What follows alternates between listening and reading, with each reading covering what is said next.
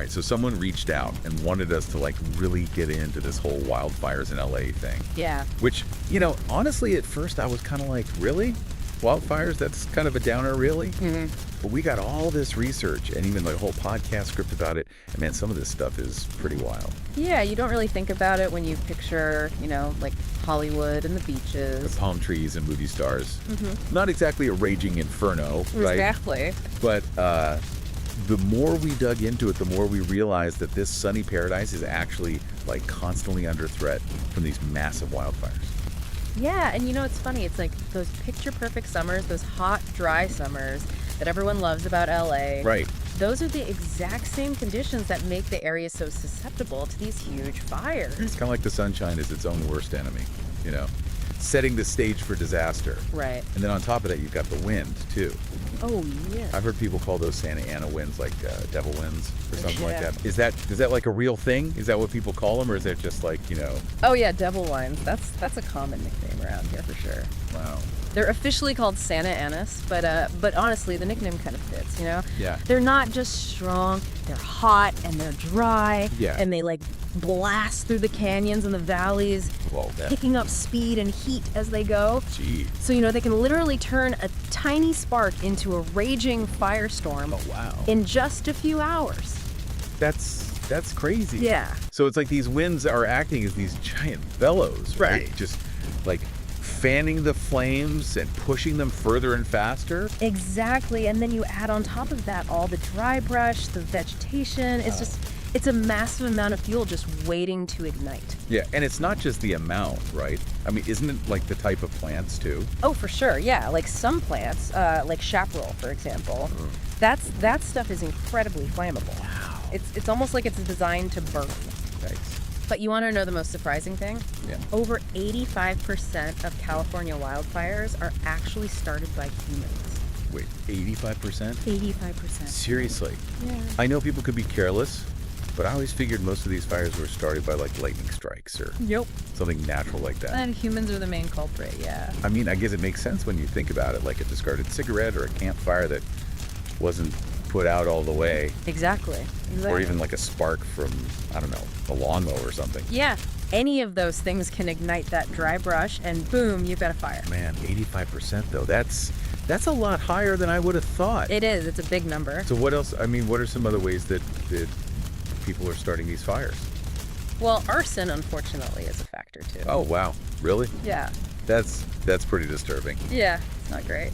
So it's like we've got these perfect weather conditions, Yep. these crazy powerful winds, and then you add in the human element, whether it's carelessness or something more intentional. Yeah. And it's almost like a recipe for disaster, Yeah, it's a combination of factors that just creates this really dangerous situation, unfortunately. Yeah, for sure. So we've talked about what causes these fires, but I think like what's really important to understand is the impact they have. Yeah. I mean, we see those images, on the news, the walls of flames, the houses burning, Right. but it's hard to really grasp like the true scale of the destruction and how it affects people's lives. Yeah. Those images are powerful for Yeah. sure, but they only tell part of the story, The impact goes way beyond just property damage. I mean, we're talking about entire ecosystems being disrupted, communities just devastated. Yeah. And of course, the human cost. Right. That script we were looking at, it mentioned the campfire back in 2018. Yeah. I mean, that was the most destructive wildfire in California history. But more than that, it was a humanitarian crisis. That one was really rough. Yeah. I think it was over 85 lives lost in that fire. Yeah. And the town of Paradise was basically like wiped off the map. It was. Yeah. It's heartbreaking to think about. It is. It really is. I mean, imagine losing everything. Yeah. Not just your home, but your entire community, your memories, your sense of place. I mean, that's Yeah. what those people went through. The impact on the survivors physically, emotionally, economically. Yeah. It's impossible to measure. You mentioned the impact on the environment. Yeah. And I know it's not just the damage from the fire itself. Right. There are like long-term consequences too, right? Oh, absolutely, yeah. These fires, I mean, they leave a scar on the landscape that can last for years. Yeah. Even generations. We're talking about soil erosion, water contamination, the loss of habitat for tons of different species. Right. Some plants and animals might never recover. Wow. Forests, for example, they can take decades to regrow. Yeah. If they ever do. And the soil itself can be so damaged that it's hard for anything to grow back there. It's like a ripple effect almost. Exactly, yeah. The fire is just the beginning. Right. And then it sets off this chain reaction of consequences that impact the environment and communities for years to come. And that makes me think about the wildlife too. Yeah. Like, it's hard to imagine animals having much of a chance when a fire just sweeps through their habitat. Right. Like, what happens to them? Well, it's not a pretty picture. Yeah. The toll on animals is huge. Yeah. I mean, some might be able to escape. Yeah. But many are injured or displaced or even killed by the flames and the smoke. Right. And even for the ones that do survive, Yeah. losing their habitat can be just as devastating. Oh, yeah. Their food sources are gone, their shelter's gone. Wow. And now they have to compete with other animals for whatever's left. It's tough to think about the suffering they go through, especially knowing that we humans are often the ones who started the fire in the first place. It's kind of overwhelming. It is. It's easy to feel helpless Yeah. when you see the scale of this problem. Yeah. But it's important not to give in to despair, because there are things we can do Okay. to prevent these fires, or at least lessen the impact. We're not powerless in this situation. Okay, yeah, I definitely want to hear more about that. Okay. It's one thing to understand the problem, right? Yeah. But it's a whole other thing to feel like we can actually, do something about it. Right. So what can we do to stop this cycle of destruction? I mean, is it even possible to prevent these wildfires? Well, I mean, completely eliminating wildfires probably isn't realistic. Okay. I mean, fire is a natural part of a lot of ecosystems. Right. And it plays a role in things like, forest regeneration. Right. But we can definitely reduce the risk, and the impact for sure. Okay. It's kind of a multi-pronged approach, I guess you could say. It involves community preparedness, infrastructure improvements, Okay. legislation, and individual responsibility.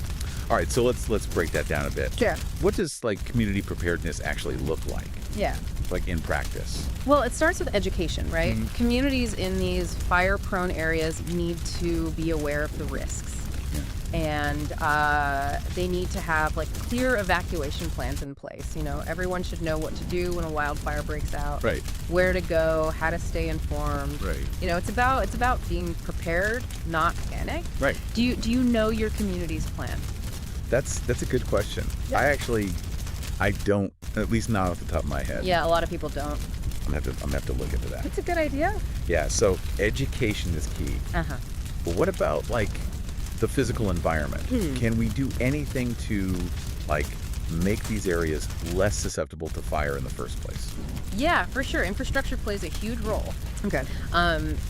Building with fire-resistant materials, like certain types of roofing or siding, those can make a really big difference in whether a home survives a wildfire. Yeah. And then there's forest management, Right. clearing out dry brush and creating fire breaks. Right. That can help to slow down the spread of a fire Right. and give firefighters a chance to, contain it. So it's kind of I don't know, fireproofing the landscape almost. Exactly, yeah. Yeah, that's a good way to put it. I mean, I imagine that's a huge undertaking, though, Oh, yeah. especially in California with, so much wildlife. It is a huge undertaking for sure, but Yeah. the cost of inaction is way drever. Right. And it's not just about, the physical landscape either. Okay. Legislation and policy can play a big role too. So, what kind of legislation are we talking about here? Well, for example, stricter laws around things like illegal burning, right? That could help to reduce the number of human-caused fires. Right. And we need better regulations for utility companies Okay. to, prevent power lines from sparking fires during high winds. Right. Yeah, because those winds are basically they're super powered bellows just pushing those sparks around. Yeah, those sparks can travel a surprisingly long distance Yeah. and ignite, dry brush in an instant. Yeah, it's really starting to feel like all these pieces kind of fit together, Yeah. like the weather, the landscape, and then the human actions all kind of interacting to create this perfect storm for wildfires. It is definitely a combination of factors. But you also mentioned individual responsibility. Yeah. So what role do we play in all this? Besides obviously, not starting fires ourselves. Well, it's all about being fire aware, right? Yeah. Simple things like properly disposing of flammable materials, following fire bans. Okay. Even just, being careful with machinery. Yeah. These things can significantly reduce the risk. It's kind of like wearing a seatbelt. It might not prevent every accident, but it can drastically reduce the severity of the consequences. Right. Every little bit helps. So it's a collective effort, really. It is. Everyone from lawmakers to homeowners to just everyday citizens, we all have a part to play in preventing these disasters. That's right, we do. That's a pretty powerful message. It is. Wildfires are a complex issue, but they're not insurmountable. By working together and taking proactive steps, we can protect our communities, our environment, and ourselves. Well, I think we've covered a lot of ground in this deep dive. We have. We've gone from the sunny streets of Hollywood to the devastating reality of wildfires and what we can do about them. Yeah. It's been a bit of a sobering conversation, but also hopeful. I agree. And if there's one thing I hope you take away from this, it's that the story of Paradise, it's not just a tragedy, it's a call to action.